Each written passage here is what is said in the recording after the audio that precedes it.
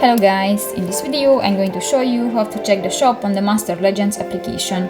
But first of all, I just want to mention, please don't forget to subscribe to our channel, because at 100,000 subscribers we are going to show you our YouTube revenue statistics and growth strategy, how to make money online. So let's jump into it. First of all, open the application on your device. That's the home screen, and you can find different islands at the map, and you can find different buttons in the home screen. If you want to check the shop, just go to the right side of the screen. You can find the right bar and you can click to the last button, the shop. Here you can find different offers. At the left bar you can find the offer section, the treasures.